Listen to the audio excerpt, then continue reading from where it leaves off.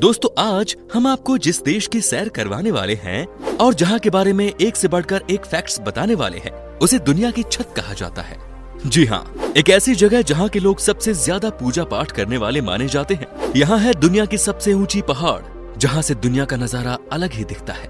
ये बहुत ही छोटी सी जगह है, लेकिन यहाँ से एशिया की 6 सबसे बड़ी नदियां बहती हैं। अब तो आप समझ ही गए होंगे कि हम आपको कौन सी जगह की सैर करवाने वाले हैं। दोस्तों आज हम आपको तिब्बत के बारे में सारी रोचक जानकारी देने वाले हैं। साथ ही आपको ये भी बताने वाले हैं कि आप जब भी इस जगह घूमने के लिए जाएं, तो वो कौन कौन सी जगह है जहां आप जा सकते हैं। तो चलिए फिर शुरू करते हैं आज का नया सफर। लेकिन दोस्तों इस वीडियो को आप एकदम आखिर तक जरूर देखिए। दोस्तों तिब्बत एक पहाड़ी जगह है जो चारों तरफ से पहाड़ से घिरा हुआ है। 1.228 मिलियन स्क्वायर किलोमीटर में फैले इस जगह को जन्नत के नाम से जाना जाता है। यहाँ की कुल आबादी है 32 लाख। दोस्तों मेनली बौद्ध धर्म को मानने वाले लोगों के इस सुदूर इलाके को संसार की छत के नाम से भी जाना जाता है। चीन में तिब्बत का दर्जा एक ऑटोनॉमस रीजन के तौर पर किया जाता है। चीन का कहना है कि इस इलाके पर सदियों से उसकी संप्रभुता रही है, जबकि बहुत से तिब्बती लोग अपनी वफादारी अपने निर्वासित आध्यात्मिक नेता दलाई लामा के प्रति रखते हैं। दलाई लामा को उनके अनुयायी एक जीवित ईश्वर के तौर पर देखते हैं, तो चीन उन्हें एक खतरा मानता है। दोस्तों तिब्बत दुनिया का सबसे ऊंचा पहाड़ है। आपको जानकर हैरानी होगी कि समंदर के तल से इसकी ऊंचाई 4500 मीटर है। आप सोच सकते हैं कि इस ऊंचाई का क्या मतलब हो सकता है। ये एक पहाड़ी एरिया है और अब चीन का बहुत ही महत्वपूर्ण राज्य बन गया है। तिब्बत के लोग अपने सदियों से चले आ रहे रीति रिवाजों, शिष्टाचार की मर्यादाओं और औपचारिक बातों का कठोरता से पालन करते हैं। छोटे बड़ों के साथ व्यवहार करना, परस्पर बातचीत के नियम तथा उत्सवों और पर्वों पर पहनने की वस्तुओं आदि के बने नियमों और चले आ रहे व्यवहारों का पालन करना अब उनके धर्म का एक अंग बन गया है। कहने का मतलब ये है कि तिब्बत के लोग बहुत ट्रेडिशनल हैं और आज भी ये अपने सालों पहले के तरीके से ही जीवन जीते हैं। आपको बता दूं कि तिब्बत के लोग बड़े धार्मिक होते हैं। ये सब बौद्ध धर्म को मानते हैं। बड़े आश्चर्य की बात है कि यहाँ के लोगों की कुल संख्या के 90% लोग लामा या पुजारी हैं। लामाओं की इतनी बड़ी संख्या होने के कारण तिब्बत को लामाओं का देश भी कहा जाता है। वैसे ही अच्छी बात है कि यहाँ के लोग हद से ज्यादा पूजा पाठ करते हैं और शायद यही वजह है कि यहाँ ईमानदारी सबके दिल में बसी हुई है। यहाँ पर कोई किसी को ठगता नहीं है भाई। दोस्तों ये एक बहुत ही अजीब सा नियम है कि तिब्बत के प्रत्येक परिवार के एक व्यक्ति को लामा जरूर बनना पड़ता है। ये मठ में रहकर एकांत और शांति का जीवन व्यतीत करते हैं। इन सभी लामाओं का एक नेता होता है जिसे दलाई लामा कहते हैं। दलाई लामा तिब्बत का शासक तो होता ही है, साथ ही यहाँ के लोग उसे ईश्वर की तरह पूजते हैं। दलाई लामा अपने को ऊपर वाले का अवतार मानता है। दोस्तों वैसे तो ये जगह बहुत छोटी सी है, लेकिन आपको बता दें कि एशिया की 6 बड़ी नदियां मेकोंग, ब्रह्मपुत्र, सिंधु, यांगत्जे, सल्वीन और हुआंगहो की शुरुआत स्थल तिब्बत ही है, जो विश्व की बड़ी जनसंख्या का पोषण करती है। चूंकि ये देश चारों तरफ से पहाड़ों से घिरा हुआ है और यहाँ पर बर्फीले पहाड़ होते हैं, ऐसे में दोस्तों यहाँ पर झीलें भी खूब दिखती है। दोस्तों एक चीज के लिए अगर तिब्बत को सबसे ज्यादा याद किया जाता है तो वो है यहाँ का ताजा पानी। जी हाँ, कहा जाता है कि इस जगह पर आपको दुनिया का सबसे ताजा पानी पीने को मिल जाता है। भाई बात तो सही है, जब देश ही इतना खूबसूरत होगा और चारों तरफ पहाड़ ही पहाड़ होंगे तो ऐसे में पानी तो ताजा ही मिलेगा ना। तिब्बत के लोग दिन में कई कई बार प्रार्थना करते हैं। उनकी केवल एक प्रार्थना होती है और सारे तिब्बत के लोग उसी एक प्रार्थना को करते हैं। तभी यहाँ पर आपको सबके चेहरे पर एक अलग ही तेज नजर आएगा और ये यहाँ के लोगों का मेडिटेशन दिखाता है जो वो अपने प्रेयर करते समय करते हैं। यहाँ पर बड़ी विचित्र प्रथा प्रचलित है। यहाँ के हर परिवार में कुछ यंत्र होते हैं और ये यंत्र यहाँ के लोग अपने हाथों में लेकर भगवान से प्रार्थना करते हैं। दोस्तों क्या आपको पता है कि दुनिया का सबसे ऊंचा पर्वत कहाँ मौजूद है? नेपाल में तो है ही, लेकिन ये पर्वत तिब्बत में भी है और इसका नाम है ऊंचा पर्वत माउंट एवरेस्ट। ये बात तो आपने भी सुनी होगी कि एवरेस्ट की चोटी पर पहुंचना किसी दूसरे ग्रह से कम नहीं है। तिब्बत अब चीन का सबसे बड़ा राज्य हो गया है। एरिया के मामले में ये चीन का सबसे बड़ा राज्य तो बन गया है, लेकिन पॉपुलेशन यहाँ की बहुत कम है एज कम्पेयर टू चीन की बाकी जगहों की।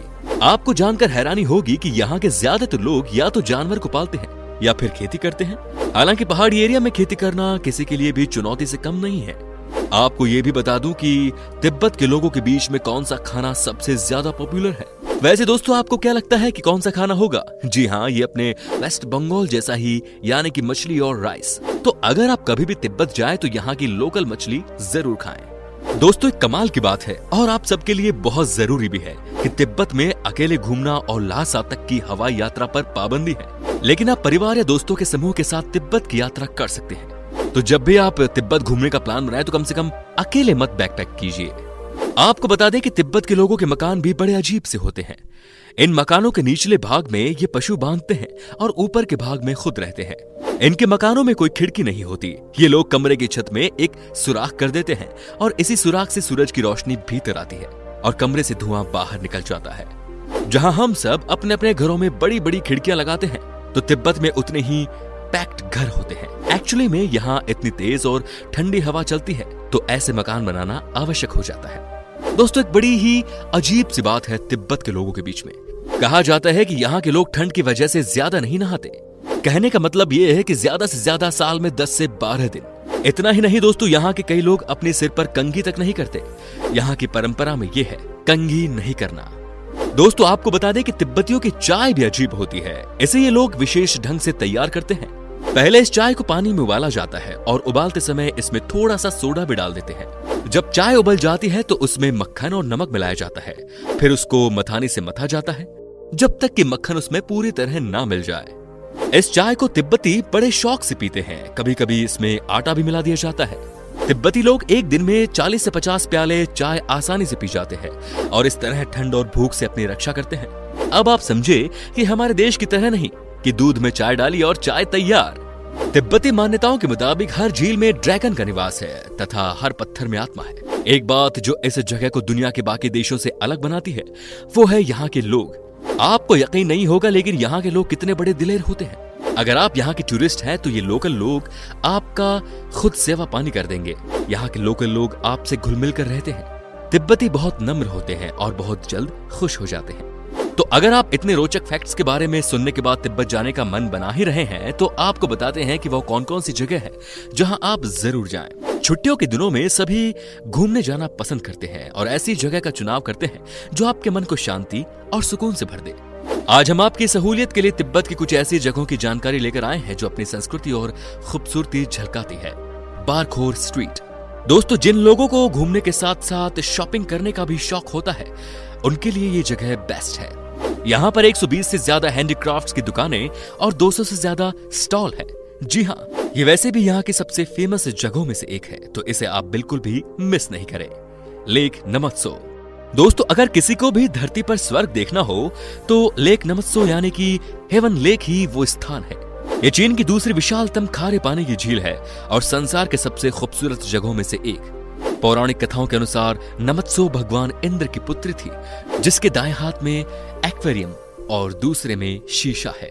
पोटाला पैलेस। दोस्तों पोटाला पैलेस तिब्बत की राजधानी ल्हासा की लाल पहाड़ियों पर स्थित है। इसकी स्थापना सम्राट सोंगसन गेम्पो ने 7वीं शताब्दी में की थी।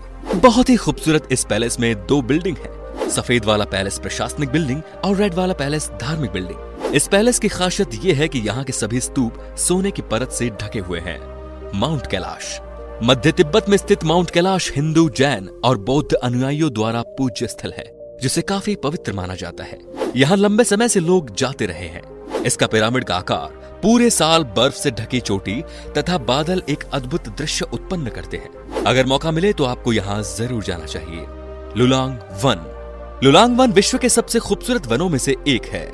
पाइन, फर वृक्ष और बड़े झाड़ों वाले इस वन को ड्रैगन किंग वैली के नाम से जाना जाता है। यहाँ जाने के बाद इंसान बहुत ज्यादा खुश फील करने लगता है, क्योंकि ये जगह ही हरियाली से भरी हुई है। कई लोग इसे कहते हैं जिंदा पहाड़। राक्षस ताल। मानसरोवर और कैलाश पर्वत के नजदीक स्थित खारे पानी की झील है राक्षस ताल। ये देवताओं और दानवों में संबंध का प्रतीक है। दोनों झील आपस में जुड़ी हुई है, पर एक का पानी मीठा और साफ है, वहीं दूसरी का पानी खारा और गंदा है। कहा जाता है कि इस झील के तट पर राक्षसों के राजा रावण ने शिव की आराधना की थी।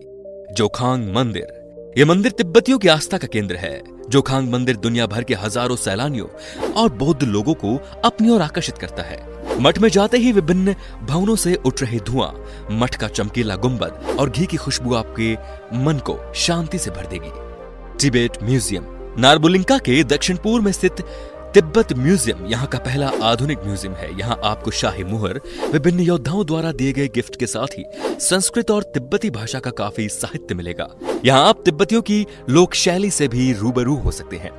तो दोस्तों, सबसे इंपॉर्टेंट बात यह है कि तिब्बत घूमने के लिए आपके पास तिब्बत ट्रैवल वीजा होना बहुत जरूरी है और वो आपको आसानी से मिल भी जाएगा। तो उम्मीद करता हूँ कि आपको ये वीडियो अच्छी लगी होगी। अच्छी लगी तो इसे लाइक कीजिए, नीचे कमेंट करके बताइए कि आपको तिब्बत कैसा लगा। अगर आप नए हैं हमारे चैनल पर तो सब्सक्राइब कीजिए और नीचे डिस्क्रिप्शन में दी गई लिंक से हमें इंस्टाग्राम पर भी फॉलो कीजिए। फिलहाल मिलता हूँ आपसे अगले वीडियो में। Till then bye bye and take care.